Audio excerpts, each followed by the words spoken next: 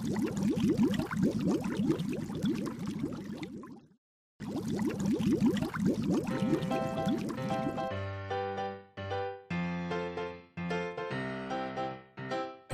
Viewers, आज भी हमारा जो डिस्कशन नया पैटर्न के ऊपर जारी है।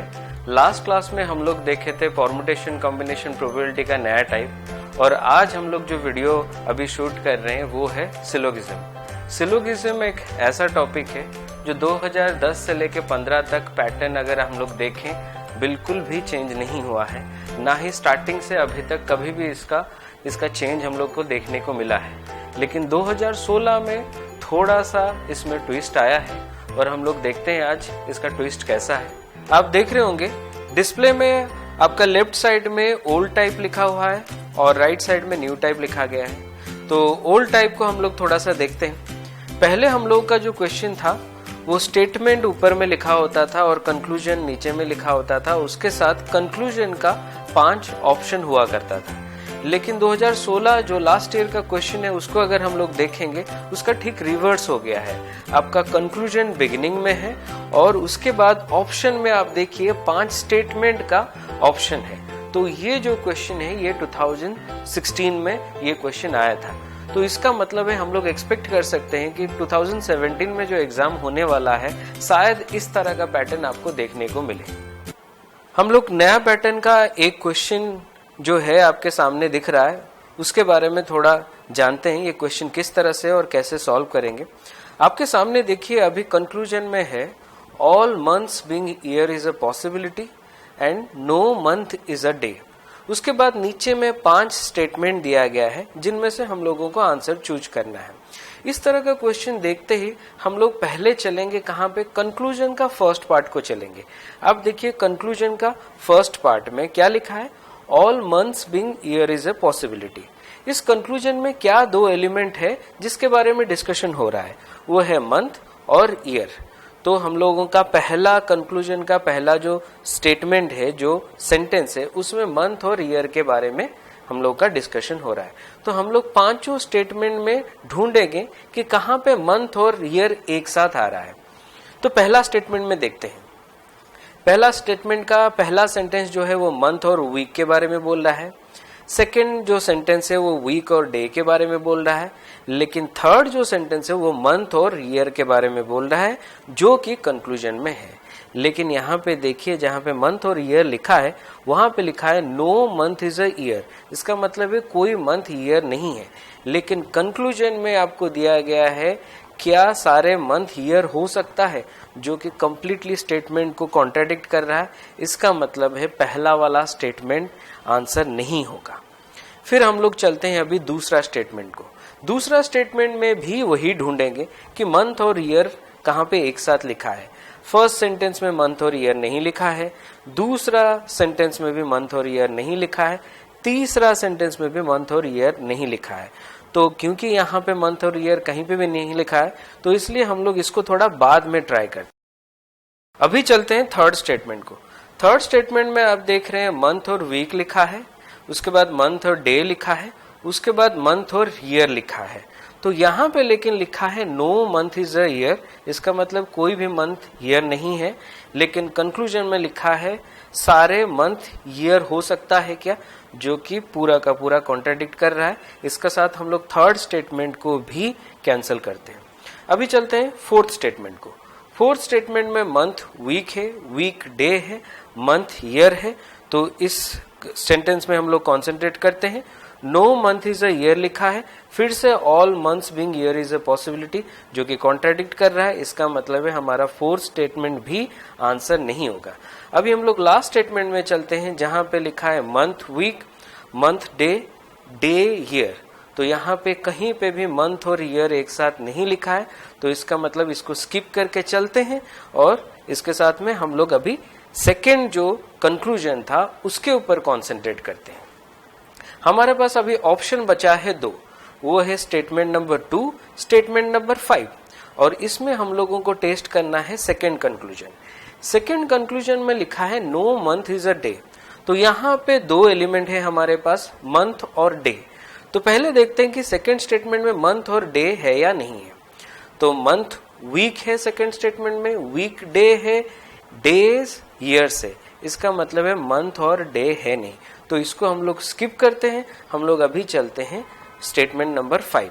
स्टेटमेंट नंबर 5 में मंथ वीक है, मंथ डे यहाँ पे है, आपको दिख रहा होगा मंथ डे है, लेकिन ये सेंटेंस को आप अच्छे से देखिए, यहाँ पे लिखा है ऑल मंथ्स आर डे, लेकिन आपका कंक्लूजन में लिखा है no month is a day, तो इसका मतलब ये स्टेटमेंट कंप्लीटली कॉन्ट्राडिक्ट करता है, तो फिर 5 हमारा कभी भी आंसर नहीं हो सकता है। इसका मतलब है हमारा आंसर जो होगा वो है बी, मतलब सेकेंड नंबर ऑप्शन हमारा आंसर होगा।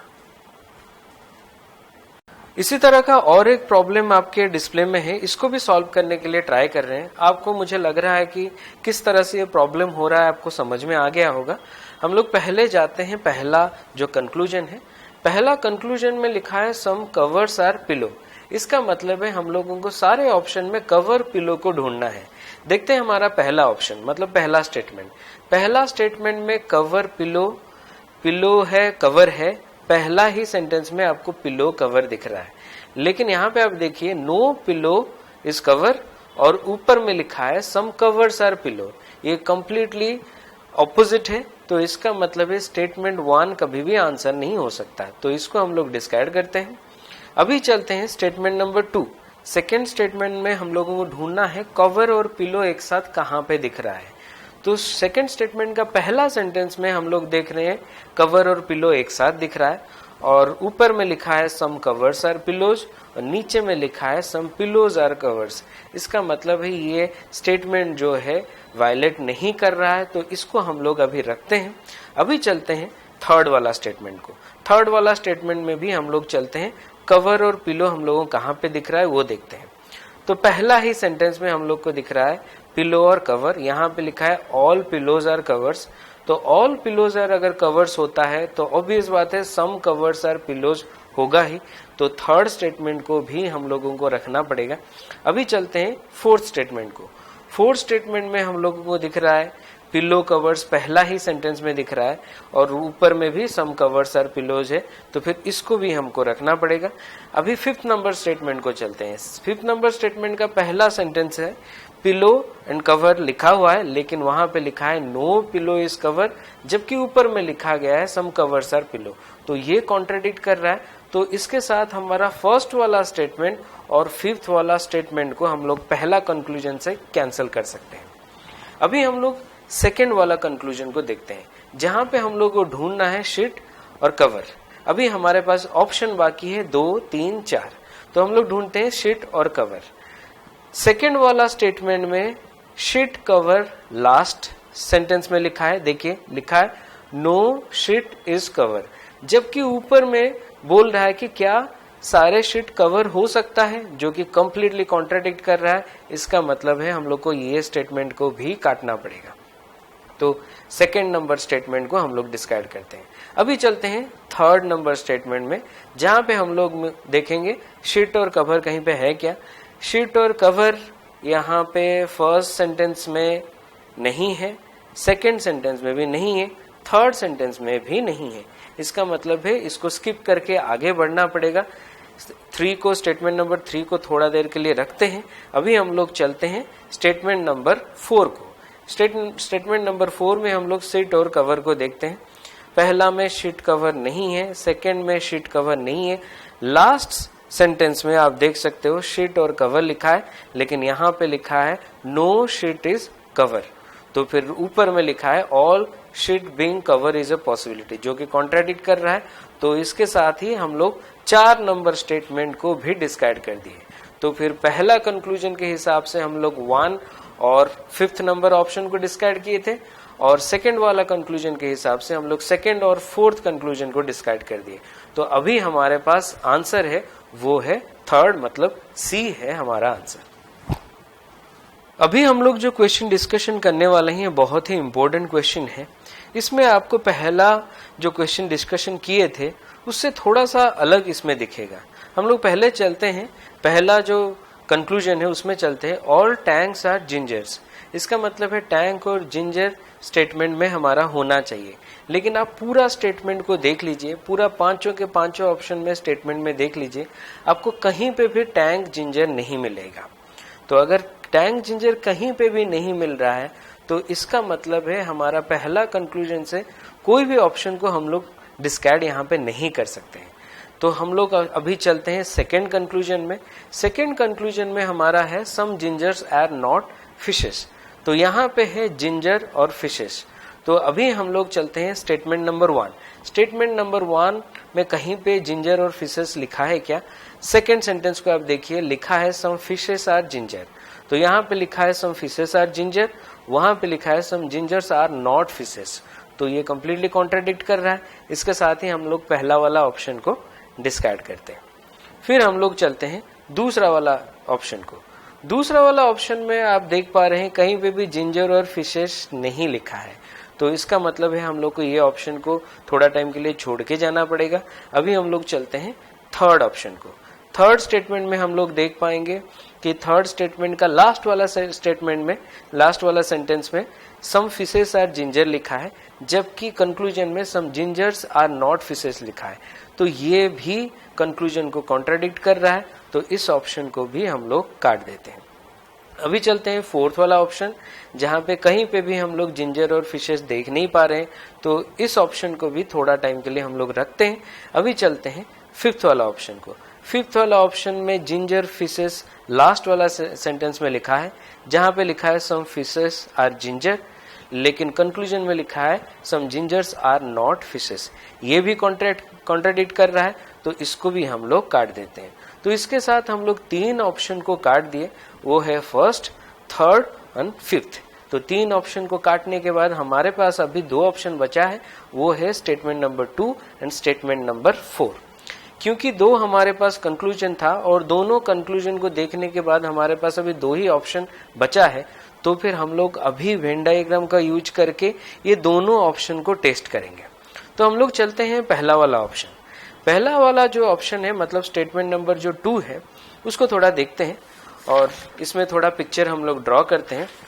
आपका पहले में लिखा है all gingers are jars, some jars are tanks, no fish is jar. तो आपको डिस्प्ले में अभी पिक्चर दिख रहा है कि सारे जिंजर जार है, कुछ जार टैंक है और कोई भी फिश जार नहीं है। तो पिक्चर एकदम क्लियर है। और यहां से हम लोगों को जो दोनों कंक्लूजन है उसको देखना है कि वो ट्रू हो रहा है ना नहीं हो रहा है।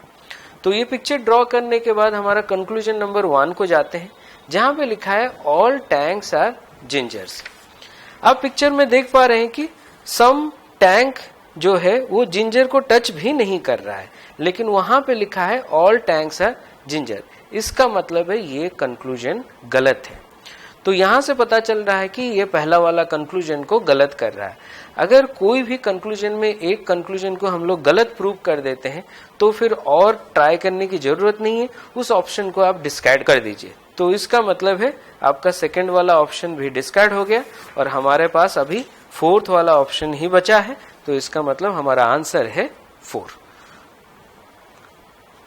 अगर आपको और इस तरह का वीडियो देखना है और सीखना है तो हमारे YouTube चैनल में जाइए, उसको सब्सक्राइब कीजिए। आपको जो रेड बटन अभी डिस्प्ले में दिख रहा है उसको आप क्लिक कीजिए। उसको क्लिक करने के बाद आपको एक बेल बटन दिखेगा, वो बेल बटन को क्लिक करने से आपको हर वक्त में नोटिफिकेशन आता रहेगा। क्योंकि अगर आप बेल बटन को क्लिक नहीं करते हैं, अगर हम लोग कोई भी वीडियो अपलोड करते हैं तो शायद आपको डिस्प्ले में ना दिखे। तो उसके साथ अगर आपको अगर वीडियो पसंद आ रहा है, आप दोस्तों के साथ उनको शेयर करना चाहते हैं, तो फिर आपको एक एरो मार्क दिखेगा यूट्यूब में। उस एरो मार्क को क्लिक करने से आप वीडियो को जाके आपका जीमेल अकाउंट या फिर आपका व्हाट्सएप या फिर फेसबुक में आप जाके दूसरे दोस्तों को भी दिखा सकते हैं। क्योंकि ये हमारा ड्यूटी है कि सारे जो नॉलेज है उसको स्प्रेड किया जाए। तो आप ट्राई कीजिए कि जितना मैक्सिमम से मैक्सिमम इस वीडियो को आप शेयर करें। उसके साथ अगर आपको वीडियो पसंद आ रहा है तो फिर आप लाइक बटन को क्लिक करें। अगर आपको कुछ सजेशन देना है, कुछ भी कमेंट देना है, तो फिर आप अपना कमेंट बॉक्स में दे सकते हैं। तो इसके साथ ही हम लोग आज का वीडियो यहाँ पे रैप अप करते हैं। होप सो कि आप नेक्स्ट टाइम भी हमारे साथ रहिएगा नया और एक पैटर्न सीखने के लिए। Thank you, bye bye.